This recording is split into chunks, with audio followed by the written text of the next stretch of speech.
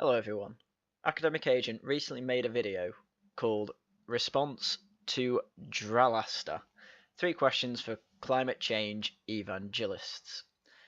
I myself am not a climate change evangelist, but I thought I'd have a go at answering the questions anyway. So we'll start with number 1.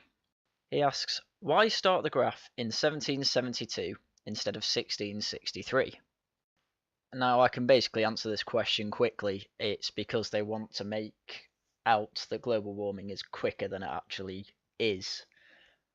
Well, in fact, I'll show both the graphs on the screen now, and I'll tell you now, they're both actually pretty garbage for telling you about climate change. I prefer to use a graph like this. Now, the reason I like this graph is that it gives a rather large picture of how Earth's climate actually changes over time. The things that matter really are from 20,000 years ago, but before that is really interesting anyway because it shows you the effect of what global warming can actually do. And this is over in the KT boundary, which was about 68 million years ago. Now, what caused the KT boundary, the end of the Cretaceous period to the Tertiary period, it was caused by a number of things. One of them being a rather large meteorite hitting Earth and covering it in dust, which effectively darkened the atmosphere and caused the Earth to cool. Or so you would think. There was also a large amount of eruptions going on at the time called the Deccan Traps, which caused lava to just flood out and release toxic gases in the air, including carbon dioxide, for about 2 million years. Now, this slow and arduous process of releasing these gases and the aerosols and the dust to cover up the Earth and reduce photosynthesis in plants will have both caused a rather large extinction, as a lot of plants will have died out because they couldn't get the photosynthesis that they need, thereby impacting the local ecology of the areas affected by this, which was pretty much planet Earth, where the animals couldn't eat the plants that they relied on to survive because they just kept dying out. And so it just went on and on like that. And then once the plants could actually start growing again, because the dust had all gone away, this is where we get this sharp rise in temperatures, which eventually caused more animals to die out because they couldn't adapt quick enough to the sun rising heat, which is unfortunate. But to say that something like this is happening in the modern day world, I think is a bit far-fetched. You can't just go from the past 300 years and say this is going to cause a mass extinction, because I don't think it will. It only takes 5 degrees more to completely change the world, but I don't think we're in a situation where that's going to happen, as I will explain later. Now on to the second question. If CO2 levels are the cause, why does Arctic temperature correlate 1-to-1 with some temperature? The answer is it doesn't. Arctic temperature in general has been rising over the past few years, and ever since 1978 the sun has been cooling down. So I don't know where you got this information from, but I can only say it's shoddy science. I did this in my first year of my degree. You need to read into this if you're going to deny this, to be honest, academic agent, but the Arctic temperature is rising, the sun is cooling. That's all you need to know for this question. Now on to the final question. Why have the models got it so wrong, and shouldn't we downgrade the alarm by 0.7 degrees? Now here is academic agent's graph that he shows in this part of the video, and I'll be honest, it's pretty terrible, and I'm going to go through why with you. Firstly, there is no baseline. You need a 5-year running average of a baseline to show the general trends and not just the raw data. Secondly, there is no uncertainty. You need to show uncertainty in the models, even the average models, and the data to show where there is overlap. If you don't have any uncertainty, then you can mislead people, as this graph is doing. Thirdly, he has used averaged data from 3 different data sets.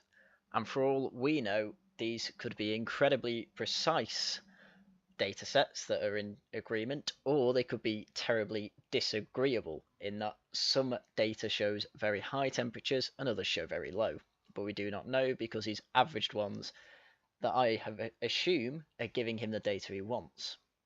Fourthly, this graph, from what I can find, doesn't have any sources.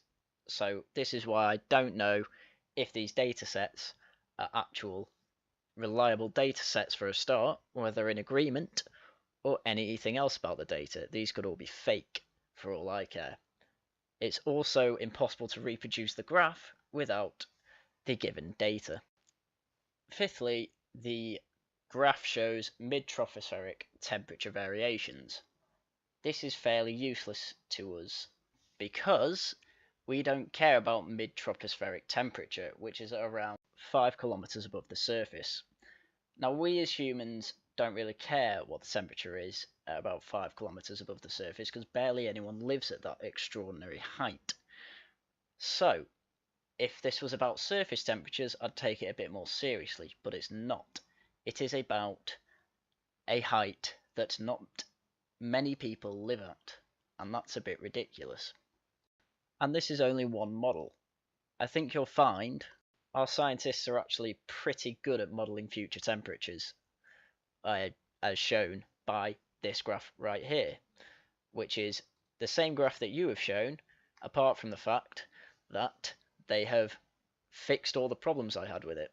They've got sources for their observed data, they have error bars, at least for the model data, and they have actually aligned it properly. So, as we can see, the difference isn't erratic. Admittedly, it's below what's expected, but it's not by 0.7. That's all I have to say about that. If we look at other models that climate scientists have taken the time to make for us, we will see that their models are actually quite accurate.